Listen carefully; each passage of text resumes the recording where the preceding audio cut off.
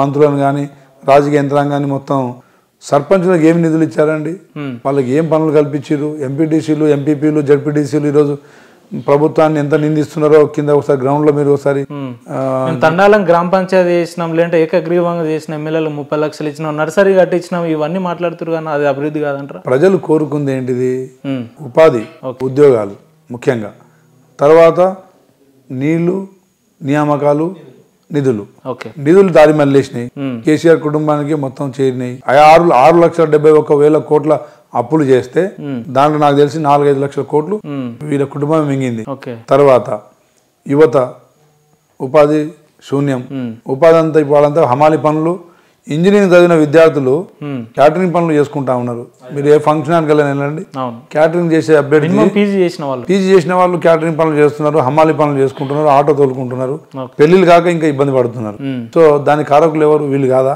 అదే విధంగా మీరు ఇంకొక ప్రశ్న అడిగారు, ఏది కాంగ్రెస్ ప్రభుత్వం గతంలో ఉద్యోగాలు ఇచ్చింది, లక్షల ఉద్యోగాలు, డిఎస్సి నియామకాలు కావచ్చు, పోలీసు నియామకాలు కావచ్చు, డాక్టర్లు, అన్ని చేసిరు. మిగులు బడ్జెట్ తో ఇచ్చింది రాష్ట్రాన్ని. దాన్ని వీళ్ళు అభివృద్ధి పదంలో తీసుకెళ్లొచ్చు, కానీ వీళ్ళు కుట్ర ఆర్థిక నేరస్తులు వీళ్ళు. కేసీఆర్ కుటుంబం అంటేనే ఆర్థిక నేరస్తులు. నిజంగా కేంద్రం కనుక వీళ్ళని ఈడీ లేదా సిబిఐ విచారణ కనుక గతంలో చేసి ఉంటే వీళ్ళు ఈ పార్టీ జైల్లో ఉండాల్సిన కుటుంబం ఇదంతా.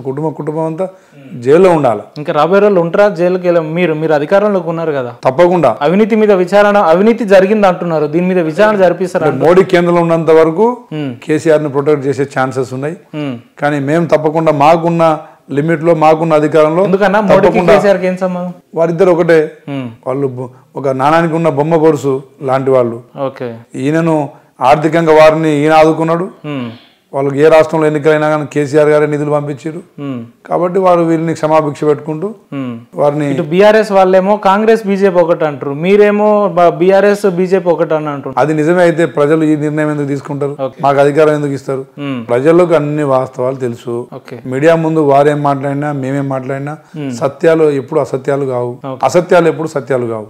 కాబట్టి తప్పకుండా కాంగ్రెస్ పార్టీ విధి విధానాలతోని, ఒక మేధో మదనంతో ఏది ఆలోచించి ఏ పథకం తెచ్చినా కానీ అది 10 మంది కూర్చొని ఆలోచించి ఆచరణలో సాధ్యమయ్యే పథకాలే తెస్తారు తప్ప వేరేది లేదు.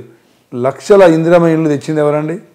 నియోజకవర్గాల్లో మీరు ప్రతి గ్రామానికి వెళ్ళండి, ప్రతి తండాకి వెళ్ళండి, ఆ ఇండ్లన్నీ కనబడుతుంది. ఇవాళ ఇందిరమ్మ ఇండ్లే కదా. రెండోది మీరు ఇంకో మాట అన్నారు, తండాలని గ్రామ పంచాయతీ చేసిన మీరు అన్నారు.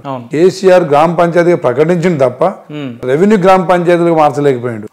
రెవెన్యూ గ్రామ పంచాయతీలు అంటే ఆ గ్రామ పంచాయతీకి నిధులు, సొంత నిధులు ఉండాలి, సొంత గ్రామ పంచాయతీ ఆఫీస్ ఉండాలి, కార్యాలయాలు ఉండాలి, పరిపాలన ఏముంది. సర్పంచులు ఇవాళ 20 లక్షలు 30 లక్షలు పెట్టి పోటీలో నిలబడి గెలిస్తే ఇవాళ ఒక్క పని చేయలేని పరిస్థితి ఉంది. నిధులు లేవు.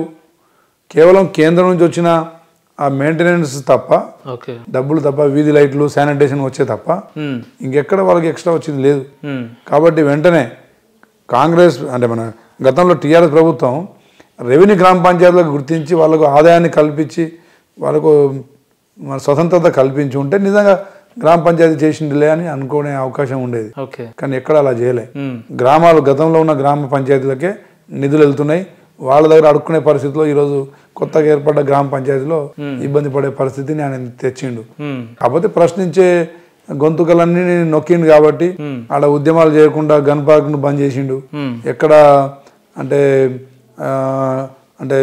ఉద్యమాలు చేస్తారు అని చెప్పి కోదండరామ్ గారిని కానీ తలుపులు బద్దలు కొట్టి వారిని హౌస్ అరెస్ట్ చేయడం, లేదంటే మా కాంగ్రెస్ పార్టీ నాయకుడు రేవంత్ రెడ్డి గారిని పిలుపునివ్వగానే కేవలం తన కూతురు పెళ్లికి సైతం వెళ్లకుండా చేయడం, బలగాల్ని మోహరించి నాయకులను బయట రాకుండా చేయడం, ఇవి చేయగలిగింది తప్ప వారు ఎక్కడ పరిపాలన చేసింది లేదు, వారు ఎక్కడ అభివృద్ధి చేసింది లేదు. రైట్ అన్న, మీ ఎన్నికల ప్రచార నేపథ్యంలో మీరు అనేక సభల మీద లేదంటే సమావేశాల్లో మాట్లాడుతూ ఎన్నో ఏళ్లుగా డోర్నకల్ నియోజకవర్గం అభివృద్ధికి దూరమైంది, నన్ను ఎమ్మెల్యే గెలిపిస్తే నేను అభివృద్ధిని పరిచయం చేస్తా అన్నారు. మీ ఉన్న 7 మండలాల్లో ఎటువంటి అభివృద్ధి ఇంకా జరగాల్సింది ఉంది? ఇప్పుడు మీరు ఎమ్మెల్యే అయ్యారు కదా, మొట్టమొదటిగా చేసే పనులు ఏంటంటే ఏం చెప్తారన్న? ముఖ్యంగా అక్కడ 35-40 సంవత్సరాలుగా ఒకే ఒక వ్యక్తి తన రాజకీయ సామ్రాజ్యాన్ని సృష్టించుకున్నాడు. ఒకే కుటుంబంలో రిజర్వేషన్. ఎవరా వ్యక్తి? ఇక మీకు తెలియదు ఏముంది, రెడ్డి నాయక్ గారు. వారి కుటుంబంలోనే కొడుకు రైస్ మిల్లర్స్ అసోసియేషన్ చెప్పడానికి కూడా ఇష్టపడతలేరు అన్న మీరు. అంటే ఇక డోర్నకల్ అంటేనే ఇక మీకు తెలుసు, ఎవరు పాతుకుపోయిన వ్యక్తి ఎవరు అందరికి తెలిసిన విషయమే. అదే విధంగా రాజకీయంగా ఒక గిరిజనునికి మంచి అవకాశం ఇచ్చేది. గిరిజన ప్రజానీకం మా గిరిజనునికి అని చెప్పేసి అక్కడ జనరల్ స్థానంలో 4 సార్లు గెలిపించేది. అలాంటి వ్యక్తి నియోజకవర్గానికి విద్యాపరంగా వైద్యపరంగా అభివృద్ధి పదంలో తీసుకెళ్లాల్సిన అవకాశాలు ఉండే, తీసుకెళ్లే. ఒకసారి రాజశేఖర రెడ్డి గారి క్యాబినెట్ లో మంత్రి కూడా చేసి, సో మంత్రిగా ఉన్నప్పుడైనా ఆయన చేసుకోవాల్సి ఉండే.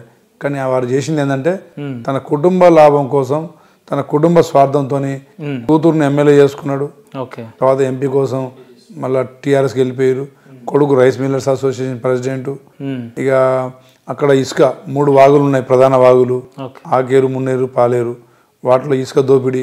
అదేవిధంగా నల్లబెల్లం నియోజకవర్గంలో పోలీస్ ఎస్కార్ట్స్తో తెప్పించడం, మళ్ళా నెల్లబెల్లం వ్యాపారం లోపల అండర్ గ్రౌండ్ లో చేయడం, పీడిఎస్ రైస్ బియ్యాన్ని అన్ని గ్రామాల నుంచి మళ్ళీ తరలించుకొని తన రైస్ మిల్లు తీసుకెళ్లి రీసైక్లింగ్ చేసి మళ్ళీ అధిక ధరకు అమ్ముకోవడం. ఒక వ్యాపార సామ్రాజ్యాన్ని రాజకీయ కోణంలో అంటే ముసుగులో నడిపించిండు.